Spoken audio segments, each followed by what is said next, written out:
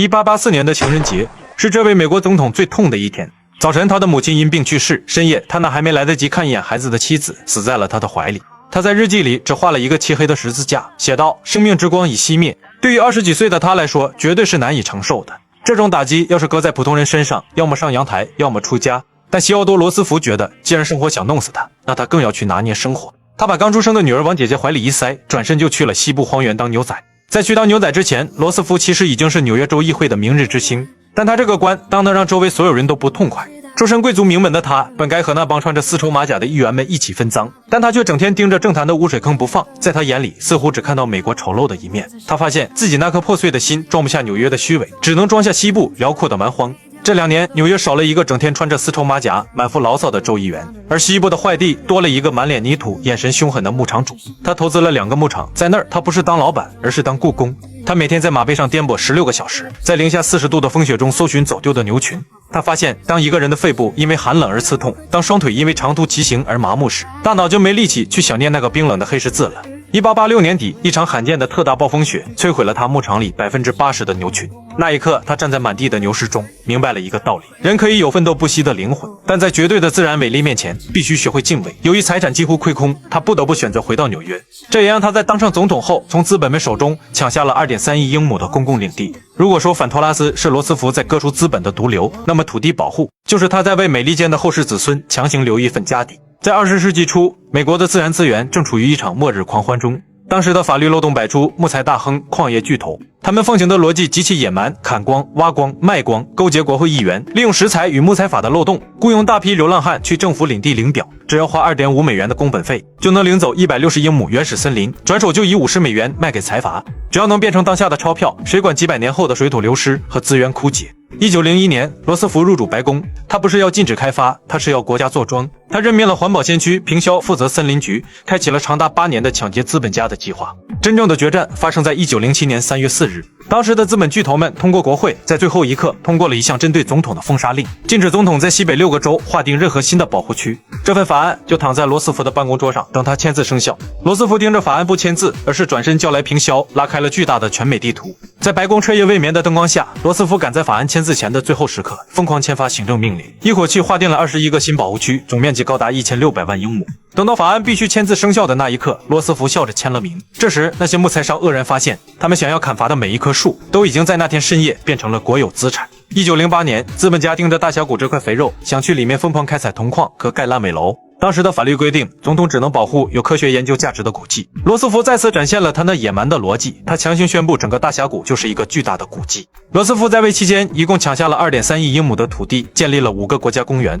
设立了150个国家森林。人类是短视的物种，而资本是贪婪的野兽。如果没有一个敢于顶着骂名的强权人物，在关键时刻强行截断贪婪的链路，美国今天可能只剩下一片钢铁荒漠。但要保护这片土地，他还需要让美国展现出强大的武力。1907年，美国西海岸爆发了大规模的排日浪潮，而远东的日本在赢下日俄战争后，正处于一种极度膨胀的民族自信中，甚至叫嚣要派舰队保护日本侨民，急需敲打。当时欧洲列强普遍认为，美国海军只是个看门狗，根本没有全球投送能力。罗斯福明白，当别人怀疑你的实力时，解释是没用的，你必须把枪顶在他们的鼻尖上，再请他们喝茶。罗斯福下令将16艘最先进的战列舰全部涂成耀眼的纯白色，烟囱顶端涂成金色。从1907年12月16日出发，到1909年2月22日回港，这支编队历时14个月，跨越了4.3万英里。当舰队抵达东京湾时，日本朝野被这16艘喷吐浓烟、通体洁白的钢铁巨兽震撼得鸦雀无声。原本叫嚣开战的激进派瞬间陷入了死寂。其实罗斯福看穿了日本政府虚胖的本质，日本的民间很想打，但日本官方十分的怂。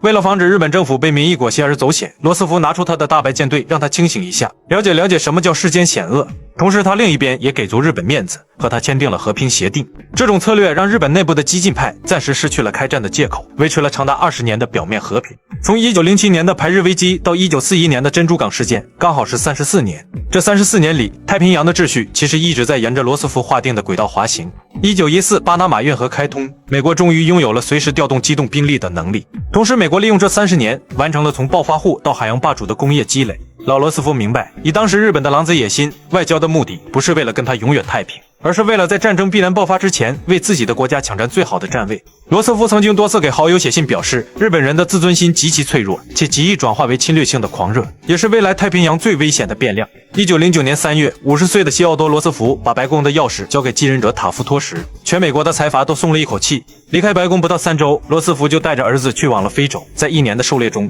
他一共捕获了超过1.1万件动植物标本，包括白犀牛、大象和狮子。当罗斯福满身硝烟地从非洲回到纽约时，他发现自己辛辛苦苦种下的改革果树快被接班人塔夫托给薅秃了。罗斯福追求的是进步主义，是政府对资本的绝对压制，而塔夫托是个严谨的法律人，他觉得罗斯福步子迈得太大，扯到了宪法的蛋。塔夫托开除了罗斯福最信任的环保绝养平销，还动了罗斯福视为功勋的美国钢铁公司。1910年，罗斯福为了重新夺回总统之位，发表了著名的奥萨瓦托米演说，里面提出最主要的概念是新国家主义。在新国家主义诞生前，美国的逻辑是自由放任，老板想怎么剥削就怎么剥削，因为那是他的私有财产。但罗斯福表示，人权必须高于财产权。他认为，在大工业时代，个人的自由早已被财阀剥夺了，唯一的办法就是建立一个比财阀更强悍的中央政府，必须要有足够的权力。而这个新国家主义主要有3大支柱：第一是承认大公司，但必须上枷锁。这与当时的民主党人想把大公司全部拆散不同，他认为大公司是工业化的必然结果，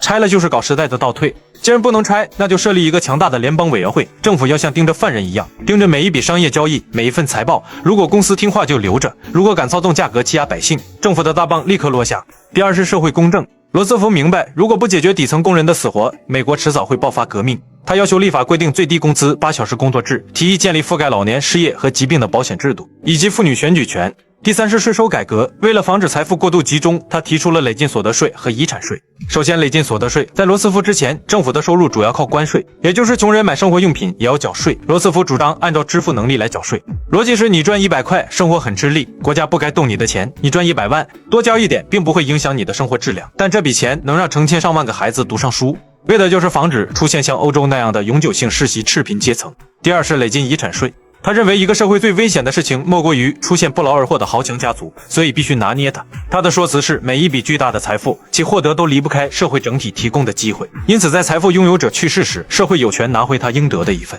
而政府拿到这些钱，自然是要办事，要修公园、建学校、搞基建。这个新国家主义在当时引发了资本界的疯狂咆哮，把他是从头骂到脚，甚至连支持他的共和党都要将罗斯福赶出去，不让他当总统候选人。罗斯福觉得你不带我玩，那我就自立门户，建立了一个进步党。1912年10月，在威斯康星州密尔沃基，一名叫约翰·施兰克的刺客对着正准备演讲的罗斯福胸口近距离开枪，子弹距离老罗斯福的心脏只有几公分，但他十分的幸运，因为他胸前有2道防线。一个钢制眼镜盒和50页讲稿被老罗对折后塞在胸兜里，子弹最终嵌进了他的右胸肋骨。由于动能耗尽，他没有刺穿肺部，而是留着他的肌肉里。在枪响后的混乱中，老罗的第一反应不是呼救，而是继续前往密尔沃基大礼堂的讲台，然后告诉台下的观众朋友们，我请求你们保持安静，我不知道你们是否真的明白，我刚刚中弹了。他举起那份被打穿的讲稿，告诉选民们，只要我还活着，我就会为了你们的公平交易奋斗到最后一次呼吸。在随后的1个半小时里，他的声音逐渐虚弱，脸色变得苍白，但他精准地阐述了新国家主义的每一项条款。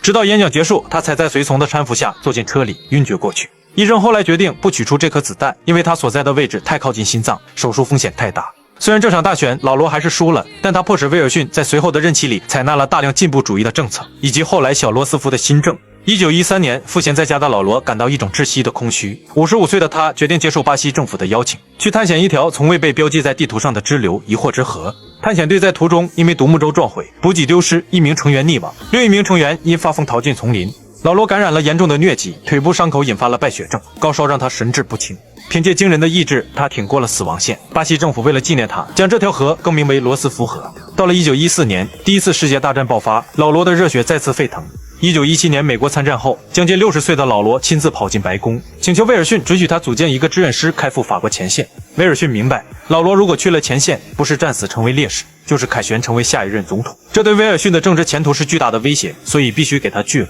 无法上战场的他，把自己的4个儿子全部送上了前线。1918年，老罗接到了人生中最沉重的打击，他最钟爱的小儿子昆廷在法国上空被德军击落。1919年1月6日的凌晨，在萨加莫尔山庄，在睡梦中去世。当时的副总统托马斯·马歇尔留下了一句评价：死神必须在西奥多睡着时带走他，否则他一定会有一场恶斗。西奥多·罗斯福所成长的时代，那是一个被马克·吐温戏谑为镀金的年代，它不是黄金，而是镀金。那一层薄薄的金箔下面包裹着美国正在溃烂生脓的腐肉。在这个时代，贪婪不再是七宗罪之首，而被加冕为唯一的信仰。人们崇拜强盗，只要他足够有钱；人们嘲笑诚实，因为那意味着你注定赤贫。整个社会仿佛中了邪毒，在一场名为繁荣的幻觉中集体狂欢。在那层金箔之下，是几百万在煤灰中挣扎的蝼蚁。这就是西奥多·罗斯福睁开眼后所看到的世界。他觉得不应该是这样的。他本该是这场盛宴的座上宾，但他选择了做那个掀桌子的人。他要用一生的咆哮告诉世人，在这个国度，比黄金更昂贵，比权力更神圣的，必须是公正。但他没有做到。他想在一个丛林法则盛行的时代讲文明，想在一个金钱至上的国度讲道德。他撕开了一道口子，让光照了进来，但黑暗实在太过浓重，很快又像潮水一样合拢，将他淹没。在他死后的1920年代，美国又回到了那个贪婪、放纵、毫无管制的狂欢中，直到1929年那场毁灭性的大萧条降临，将一切繁荣炸得粉碎。